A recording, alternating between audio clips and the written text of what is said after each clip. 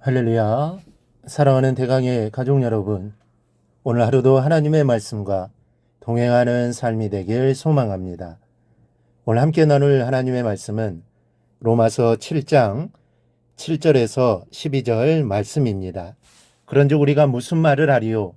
율법이 죄냐? 그럴 수 없느니라. 율법으로 말미암지 않고는 내가 죄를 알지 못하였으니 곧 율법이 탐내지 말라 하지 아니하였더라면 내가 탐심을 알지 못하였으리라.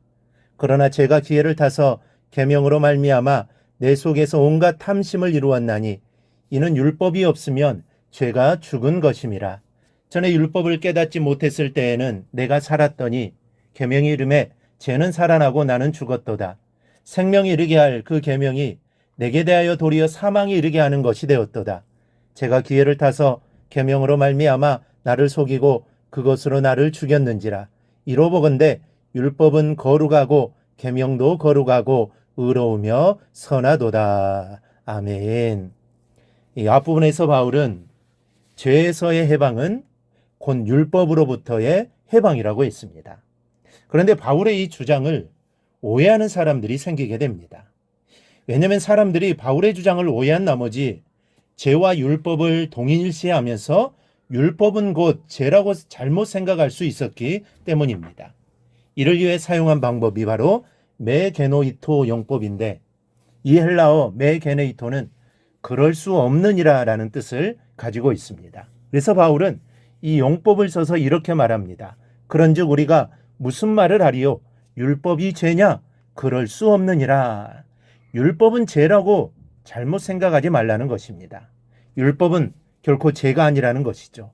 바울은 율법은 죄를 짓게 하는 것이 아니라 단지 죄를 드러나게 하는 몽학 선생일 뿐이라는 견해를 갖고 있었습니다. 그래서 갈라디아서 3장 24절에서는 이같이 율법이 우리를 그리스도께로 인도하는 초등교사가 되어 우리로 하여금 믿음으로 말미암아 의롭다함을 얻게 하려 함이라 라고 했습니다. 그럼 율법은 어떤 것일까요? 첫째, 율법은 죄를 깨닫게 하시는 하나님의 사랑입니다. 7절 말씀입니다. 율법으로 말미암지 않고는 내가 죄를 알지 못하였으니 곧 율법이 탐내지 말라 하지 아니하였더라면 내가 탐심을 알지 못하였으리라. 우리가 잘 알고 또 인정하고 있듯이 인간은 죄인입니다. 그런데 그 죄를 어떻게 알 수 있습니까? 율법이 죄를 알게 합니다.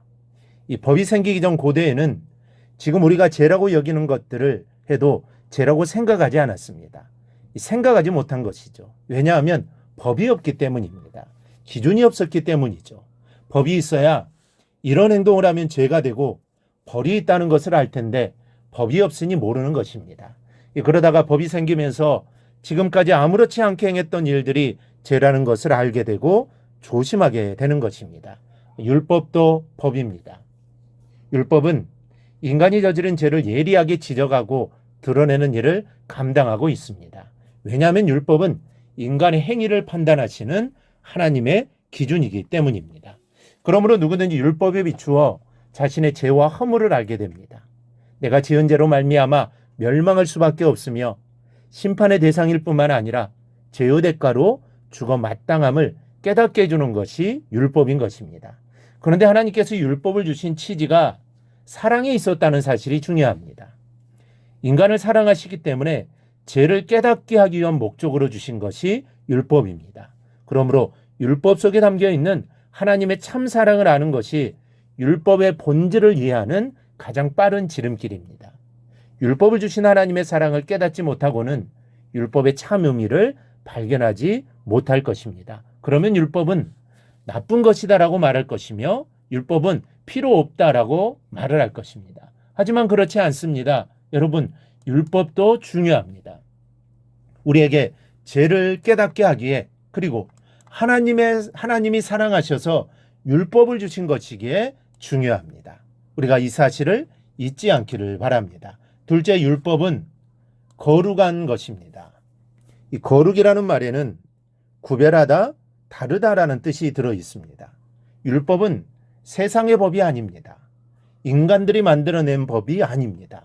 이 법은 엄연히 사람의 법과는 확연하게 구별되는 하나님의 법입니다.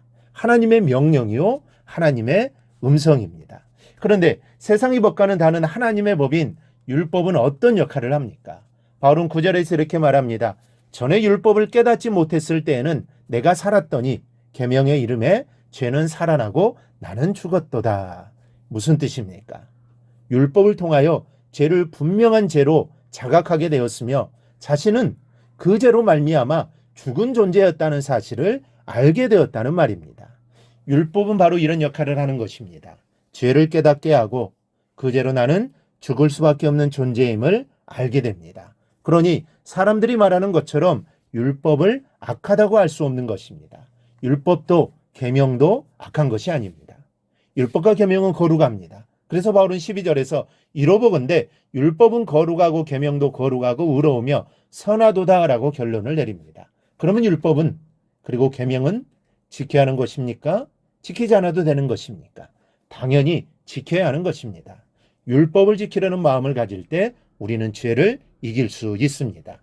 하나님이 도적질하지 말라고 하면 도적질하지 말아야 하는 것이고 하나님이 간음하지 말라고 하면 간음하지 말아야 하는 것이고 부모를 공경하라고 하면 부모를 공경해야 하는 것이고 거짓말하지 말라 하시면 거짓말하지 말고 정직하게 살아야 하는 것입니다.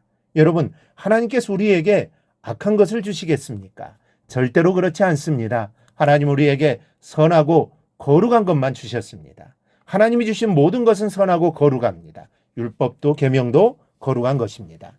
지금 이 시대는 듣긴 들어도 깨닫지 못하고 보긴 보아도 알지 못하는 무감각한 시대입니다. 우리가 그런 시대에 살고 있습니다. 이와 같은 시대에 하나님이 주신 율법의 가치를 새롭게 깨달을 수 있기를 바랍니다. 그리하여 하나님이 주신 율법으로 죄를 가려내며 죄로부터 자유로운 성도들로 살아가기를 바랍니다. 그러기 위해서는 하나님이 주신 율법, 계명도 필요함을 알고 잘 지켜야 합니다. 그래야 죄를 이겨낼 수 있습니다. 이를 깨달아 늘 죄와 싸워 승리하는 삶을 살아가기를 주님의 이름으로 축원합니다. 오늘 묵상한 말씀을 굳게 잡고 삶으로 실천하며 살아내는 대강의 모든 성도들이 되기를 축복합니다.